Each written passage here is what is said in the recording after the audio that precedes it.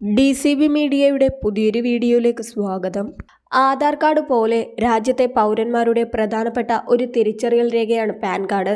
രാജ്യത്തുള്ള മിക്ക സാമ്പത്തിക സേവനങ്ങൾ ലഭ്യമാകുന്നതിനും അവ പൂർത്തീകരിക്കുവാനും പാൻ കാർഡ് നമ്പർ ആവശ്യമായി വരുന്നതാണ്. പാൻ കാർഡ് വ്യക്തിപരമായ ആവശ്യങ്ങൾക്കും ബിസിനസ് ആവശ്യങ്ങൾക്കും ഒരുപോലെ അത്യാവശ്യമാണ്. നികുതി ഇടപാടുകൾക്കും പാൻ കാർഡ് വേണം. ആദായ നികുതി വകുപ്പ് നൽകുന്ന 10 അക്ക ആൽഫ ന്യൂമറിക് അക്കൗണ്ട് നമ്പറാണ് പാൻ കാർഡ്. പാൻ കാർഡ് എടുക്കുന്നവരെല്ലാം ആദായ നികുതി അടക്കണമെന്ന ധാരണയാണ് ഭൂരിഭാഗം പേർക്കുമുള്ളത്. എന്നാൽ അത് തെറ്റിദ്ധാരണയാണ്.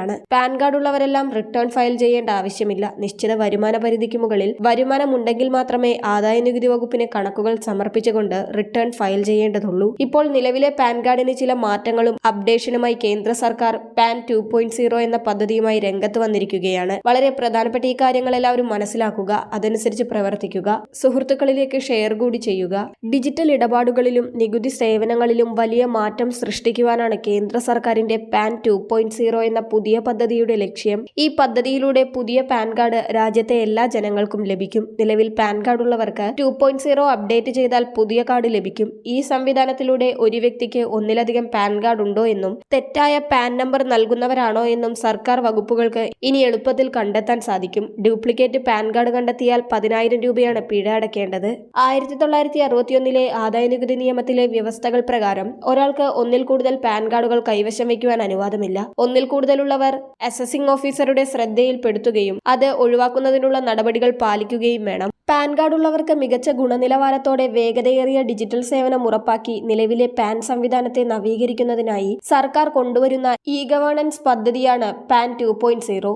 പാൻ അതുപോലെ ടാൻ സേവനങ്ങളെ ഒരു ഏകീകൃത ഡിജിറ്റൽ പ്ലാറ്റ്ഫോമിലേക്ക് എത്തിക്കുക എന്ന ലക്ഷ്യത്തോടെയാണ് പാൻ 2.0 വരുന്നത്. നിലവിൽ 3 വ്യത്യസ്ത പോർട്ടലുകൾ, അതായത് E filing portal, UTI ISL, protein e-government portal എന്നിവ വഴി ചെയ്യുന്ന പാനുമായി ബന്ധപ്പെട്ട സേവനങ്ങളെല്ലാം ഏകീകൃത സംവിധാനത്തിന് കീഴിലാകും. പാൻ അനുവദിക്കൽ, പുതുക്കൽ, ടാൻ അനുവദിക്കൽ, പുതുക്കൽ, ഓൺലൈൻ വെരിഫിക്കേഷൻ, ആധാർ പാൻ ബന്ധിപ്പിക്കൽ, ഇ-പാൻ അപേക്ഷ, പാൻ കാർഡ് ലഭിക്കുന്നതിനുള്ള അപേക്ഷ എന്നിവയെല്ലാം ഏകീകൃത സംവിധാനം വഴി നൽകുവാൻ കഴിയും. പാൻ അനുവദിക്കൽ, പുതുക്കൽ, തിരുത്തലുകൾ വരുത്തൽ എന്നിവ സൗജന്യമായി ചെയ്യുവാൻ കഴിയും. രജിസ്റ്റർ ചെയ്തിട്ടുള്ള ഇമെയിൽ വിലാസത്തിൽ ഇ-പാൻ ലഭിക്കും. കാർഡ് രൂപത്തിൽ ലഭിക്കുവാൻ 50 രൂപ നൽകണം. ഇന്ത്യക്ക് പുറത്തെ വിലാസത്തിലാണ് ലഭിക്കേണ്ടതെങ്കിൽ 15 രൂപയും തപാൽ കൂലിയും അധികമായി നൽകണം. പുതിയ പാൻ കാർഡ് 2.0 QR കോഡുള്ള ഇ-പാൻ കാർഡുകൾ അപേക്ഷിക്കുന്നവരുടെ ഇമെയിൽ ഐഡിയിലേക്ക് ഫീസൊന്നും നൽകാതെ തന്നെ ലഭിക്കുന്നതാണ്. ഫിസിക്കൽ കാർഡ് രൂപത്തിൽ വേണമെങ്കിലാണ് 50 രൂപ നൽകേണ്ടത്. നിലവിൽ നിങ്ങളുടെ കയ്യിലുള്ള QR കോഡ് ഇല്ലാത്ത പഴയ കാർഡുകൾ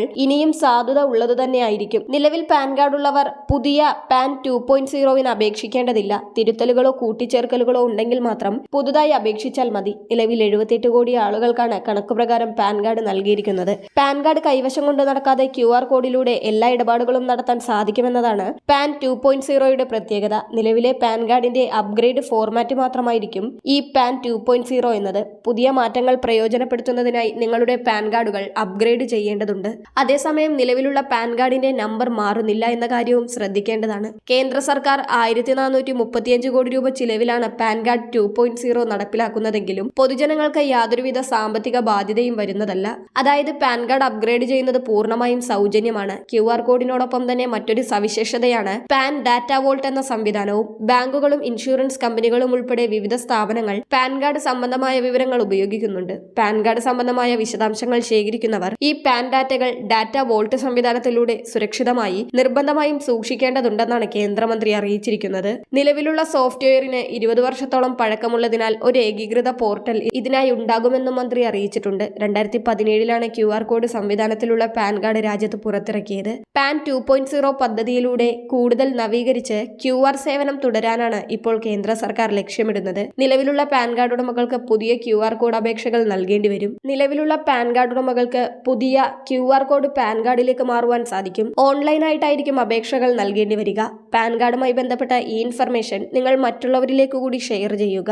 മറ്റൊരു വീഡിയോയുമായി വീണ്ടും കാണാം.